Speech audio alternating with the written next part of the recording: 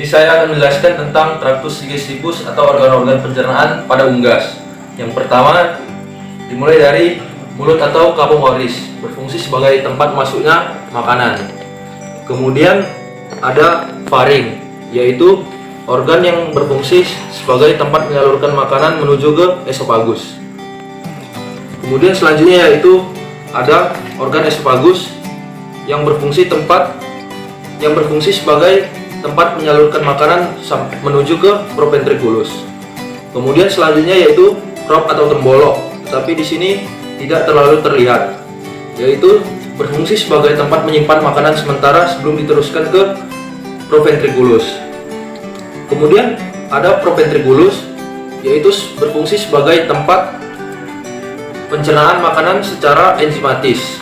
Kemudian ada organ gizzard, yaitu berfungsi sebagai tempat menghaluskan makanan dan pencernaan makanan secara mekanik. Kemudian intestinum tenue atau usus halus.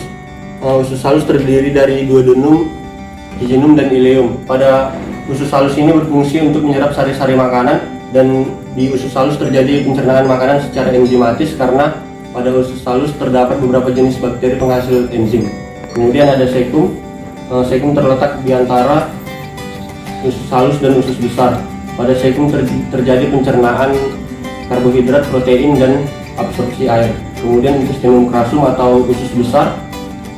Pada usus besar berfungsi untuk merombak sisa-sisa pakan yang tidak tercerna menjadi feses.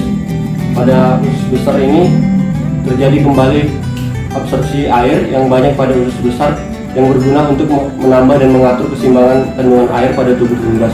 Kemudian kloaka tempat pengeluaran sisa-sisa pakan atau ampas dari pencernaan dan urin. Saya akan menjelaskan proses perjalanan pakan dan proses pencernaan enzimatik. Dimulai dari pakan yang masuk ke dalam mulut atau paru. Di dalam mulut pakan akan tercampur oleh kelenjar saliva. Di sini terjadi proses pencernaan enzimatik menggunakan enzim amilase yang berfungsi memecah pati atau karbohidrat menjadi glukosa atau gula. Kemudian pakan akan masuk ke dalam esofagus yang berfungsi meneruskan pakan dari mulut menuju ke tembolok melalui gerakan peristaltik. Di esofagus ini tidak terjadi proses pencernaan enzimatik. Kemudian pakan akan masuk ke crop. Di sini di bebek ini cropnya tidak terlalu kelihatan. Tembolok berfungsi sebagai tempat menerima dan menyimpan makanan sementara sebelum disalurkan ke proventriculus. Di tembolok tidak terjadi proses pencernaan enzimatik. Kemudian pakan akan masuk ke proventriculus. Di proventriculus ini terjadi proses pencernaan enzimatik. Di proventriculus mensekresikan HCl dan mengaktifkan pepsinogen yang menghasilkan enzim pepsin yang berfungsi mengubah protein menjadi asam amino dan enzim lipase yang berfungsi sebagai mengubah lemak menjadi asam lemak dan gliserol. Di proventriculus ini proses pemecah lemak tidak tercerna dengan sempurna. Kemudian pakan akan masuk ke ventriculus yang berfungsi sebagai pencerna biji. Di ventriculus ini tidak terjadi proses pencernaan enzimatik, tetapi terjadi proses pencernaan mekanik. Kemudian makanan yang sudah dicerna di proventriculus dan gizzard akan dicerna kembali di usus halus atau duodenum. Nah, pada duodenum ini terjadi proses enzimatik yaitu amilase, tripsin, kolagenase, dan lipase. Nah, ada fungsinya yaitu yang pertama amilase. Amilase berfungsi sebagai pemecah karbohidrat menjadi gula sederhana atau glukosa. Yang kedua, tripsin. Enzim tripsin ini berfungsi mengubah protein menjadi asam amino yang akan diserap tubuh kembali. Yang ketiga, kolagenase. Enzim kolagenase berfungsi atau mampu mendegradasi ikatan polipeptida dari kolagen saat protein belum mengalami denaturasi. Nah, yang terakhir, keempat, lipase. Lemak yang belum tercerna sempurna di saluran sebelumnya akan dicerna kembali melalui bantuan enzim lipase. Enzim lipase berfungsi mengubah lemak menjadi asam lemak dan gliserol. Kemudian masuk ke seka. Seka berfungsi sebagai tempat pencernaan secara mikrobiologi yang bertujuan untuk mencerna nutrien yang tidak diserap di usus halus. Kemudian lanjut ke usus besar. Di usus besar ini terjadi proses enzimatik. Proses yang pertama yaitu enzim maltase, yaitu mengubah maltosa menjadi glukosa. Yang kedua yaitu enzim sukrase, yaitu mengubah sukrosa menjadi molekul gula. Yang ketiga yaitu enzim laktase, yaitu memecah laktosa menjadi dua bagian gula, yaitu glukosa dan galaktosa. Yang keempat yaitu enzim peptidase, yaitu memecah molekul peptida antara asam amino antara rantai peptida atau protein. Setelah semuanya diserap di jejunum, ileum, dan duodenum, kemudian masuk ke kloaka dan kolon. Di sini tidak terjadi proses enzimatik, tapi terjadi proses mikrobiologi. Baiklah, selanjutnya saya akan menjelaskan 3 sistem pencernaan tambahan pada unggas atau itik yang bisa dilihat di sini ada 3 organ. Organ-organ ini berkaitan erat dengan sistem sekresi pada saluran pencernaan unggas atau itik. Yang pertama ada pankreas. Pankreas ini terletak pada usus di antara usus duodenum yang memiliki fungsi sebagai menghasilkan kelenjar eksokrin dan endokrin yang nantinya membantu mengesekresikan hormon insulin dan glukagon. Lalu ada empedu, kantong empedu. Di sini kantong empedu memiliki fungsi sebagai penyalur empedu dari hati ke usus dan memiliki fungsi lainnya sebagai pengemulsi lemak, membantu penyerapan lemak dan membantu aktifnya lipase pada pankreas, dan yang terakhir sebagai membantu penyerapan vitamin A, D, dan K yang larut akan lemak. Lalu ada hati. Di sini hati memiliki fungsi utama dan pencernaan sekresi adalah sebagai memproduksi empedu dalam kantong empedu yang nantinya akan disalurkan pada hati dan usus, yang memiliki fungsi fisiologis lainnya sebagai sekresi empedu, sebagai detoksifikasi racun, dan sebagai pembentuk protein plasma, dan sebagai penyerap tempat penyimpanan vitamin.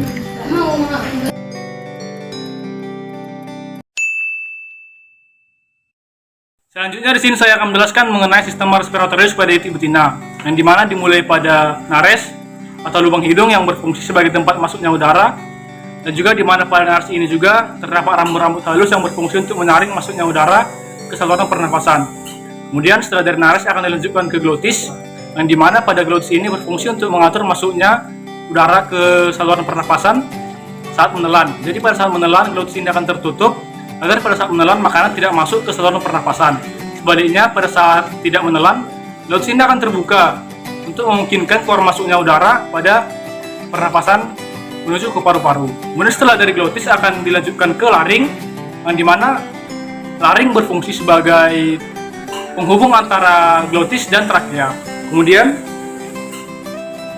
setelah dari laring akan dilanjutkan ke trakea, yang dimana trakea ini adalah penghubung antara laring dan paru-paru, yang dimana juga trakea ini sering disebut sebagai anulus trachealis. Kemudian setelah dari trakea, udara akan dilanjutkan ke paru-paru. Di paru-paru akan terjadi proses pertukaran gas karbon dioksida dan oksigen. Di paru-paru ini juga terjadi gerakan kembang mengempis, dan juga di paru-paru ini juga terdapat 2 bagian, yaitu paru-paru kanan dan paru-paru kiri. Nah, selanjutnya udara yang dibawa oleh trakea akan diteruskan ke bronkus.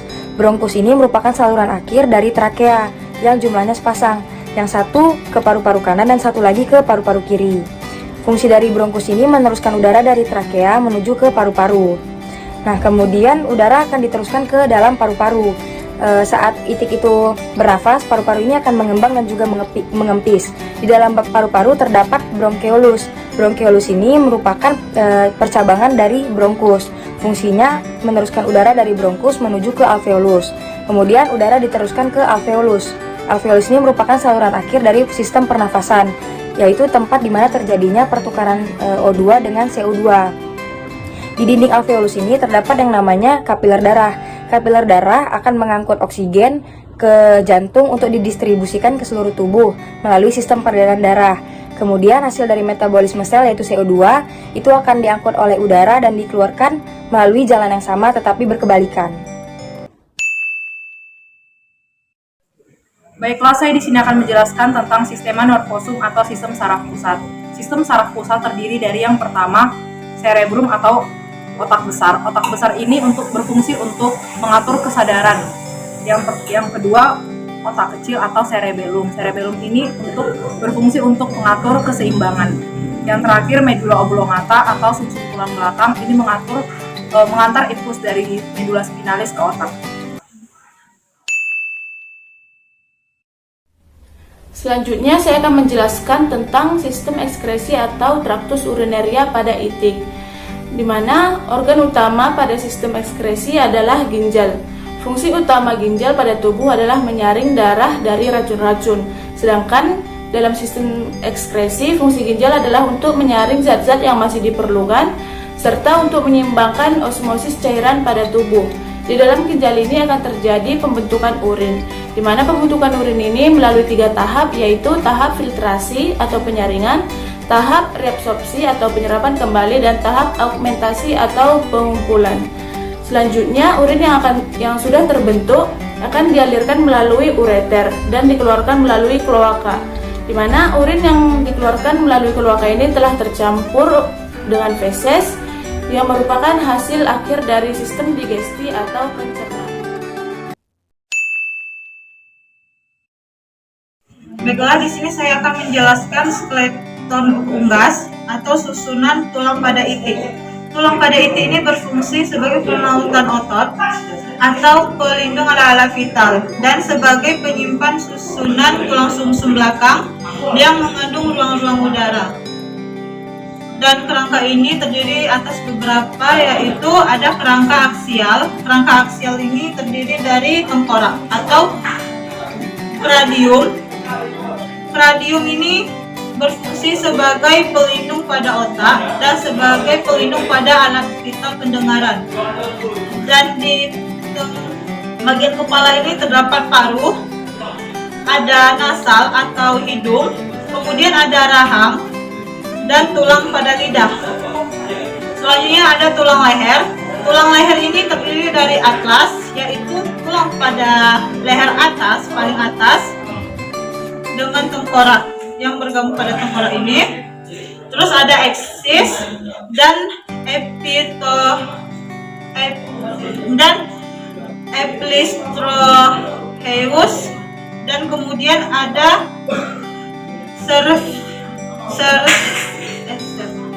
cervical vertebrata yang ini atau tulang leher. Kemudian ada tulang punggung. Tulang punggung atau columnus vertebralis terdiri atas vertebra cervicalis yang memiliki tulang atau ruas-ruas pada leher, yaitu memiliki ruas 13 atau 14 ruas. Kemudian ada thoracalis yang yaitu tulang ruas yang memiliki 7 ruas. Ini adalah tulang rusuk yang memiliki 7 ruas. Dan ada tulang coccygealis atau vertebra caudalis yang ini, tulang penyongkong yang tidak bisa bergerak bebas. Kemudian ada pygostyle yang memiliki 7 atau 6 tulang. Yang terakhir yang memiliki 1 tulang pipi sebagai gerakan bulu-bulu ekornya. Lalu kita masuk ke bagian yang keempat, yaitu tulang rusuk atau poste. Tulang rusuk atau poste. Setiap tulang rusuk itu dibagi dari 2 segmen, yaitu yang pertama ada vertebral dan yang kedua ada sternal. Lalu bagian yang kelima yaitu pers vertebralis dan pers sternalis. Lalu kita masuk ke bagian keenam, yaitu prosesus uncinatus. Prosesus uncinatus ini terdapat pada koste atau tulang rusuk untuk menutupi koste berikutnya yang menguatkan toraks. Toraks itu pada bagian tulang pada unggas. Lalu yang ketujuh, kita masuk ke bagian tulang dada. Tulang dada pada unggas terbagi dari 4, yaitu pertama ada metasternum atau carpus sterni, yang kedua itu ada carina sterni, yang carina sterni ini carina sterni, lalu ada spina sterni, ini spina sterni, lalu yang terakhir itu processus obliquus, bagian yang menonjol pada scapula. Lalu kita masuk ke dalam kerangka appendix. Kerangka appendix itu terbagi dari tulang-tulang, yang itu pertama adalah gelang pektoral. Gelang pektoral sendiri terbagi dari tulang. Yang pertama itu ada scapula. Scapula itu berbentuk pedang di atas koste, berbentuk pedang di atas koste. Lalu yang kedua itu ada coracoid. Coracoid itu bagian di antara sternum dan scapula. Lalu yang terakhir ada clavicula. Clavicula itu adalah bagian vertikal yang terdapat dari scapula. Ini saya akan menjelaskan ekstremitas anterior. Yang pertama ada humerus, yang kedua ada ulna, terus di sini di bagian ini ada radius, dan di sini ada korpus, di sini ada metakorpus, dan yang terakhir ada phalanx. Selanjutnya saya akan menjelaskan ekstremitas posterior. Yang pertama ada femur, yang kedua ada tibia tarsus, dan yang ini ada di sini ada fibula, di sini ada tarsum metatarsus, dan di sini ada patella yang ini, dan yang terakhir ada phalanx. Phalanx terbagi menjadi 3, dan 3 ini mengarah ke depan, dan yang ini mengarah ke samping.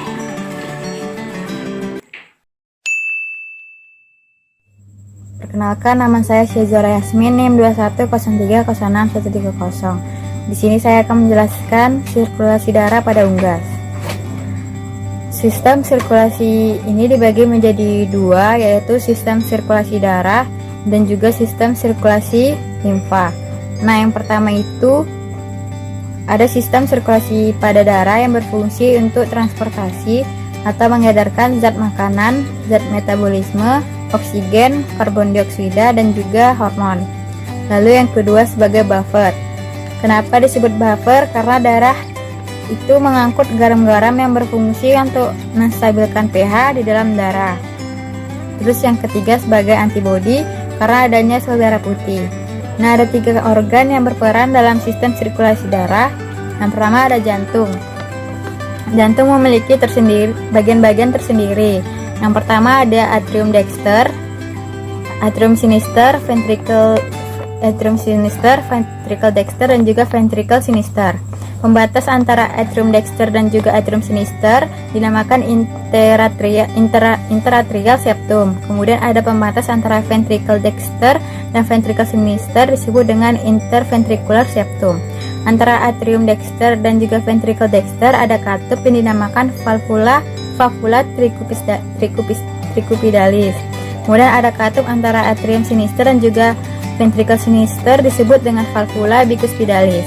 Nah, organ yang kedua itu ada darah. Darah terdiri dari 3 macam. Yang pertama adalah sel darah merah atau eritrosit, berfungsi untuk transportasi, nutrisi O2, CO2, dan juga hormon. Terus yang kedua itu ada sel darah putih atau leukosit sebagai antibodi, dan yang terakhir adalah keping darah atau trombosit yang berfungsi sebagai proses pembekuan darah. Nah, organ yang ketiga itu adalah pembuluh darah. Pembuluh darah itu dibagi menjadi 2 macam, yaitu ada arteri dan juga vena arteri. Itu berfungsi untuk mengalirkan darah dari jantung ke seluruh tubuh. Biasanya darah mengandung O2. Sedangkan yang vena adalah pembuluh darah yang membawa dari seluruh tubuh menuju jantung. Biasanya kaya dengan CO2. Di dalam sistem sirkulasi terdapat mekanisme yang dibagi menjadi 2, yaitu ada inspirasi dan juga ekspirasi. Nah, dimulai dari inspirasi. Inspirasi itu darah dari paru-paru dibawa oleh vena pulmonalis, kemudian menuju atrium sinister. Kemudian darah dari atrium sinister menuju ventricle sinister melalui valvula bicuspidalis, kemudian mengalir menuju seluruh tubuh melalui aorta. Biasa pada saat inspirasi itu darah mengandung O2. Kemudian mekanisme kedua adalah ekspirasi. Ekspirasi itu darah dari seluruh tubuh dibawa oleh vena cava menuju atrium dexter. Kemudian darah dari atrium dexter menuju ventricle dexter melalui valvula tricuspidalis. Kemudian menuju paru-paru melalui arteri pulmonalis. Biasanya mekanisme pada ekspirasi itu darahnya mengandung CO2. Lalu sirkulasi darah yang kedua adalah sirkulasi limfa. Sirkulasi limfa itu mengangkut kembali cairan-cairan limfa menuju peredaran darah. Fungsi dari sirkulasi limfa yang pertama itu mengangkut lemak dan sisa pembakaran dari kapiler darah dengan sel tubuh, dan yang kedua itu mengangkut zat sisa metabolisme. Nah, mekanisme dari sirkulasi limfa yang pertama, kapiler limfa mengumpulkan cairan limfa dan masuk ke dalam saluran limfa. Kemudian saluran limfa akan membesar dan bergabung dengan vena lalu menuju jantung. Sekian video penjelasan dari saya, terima kasih.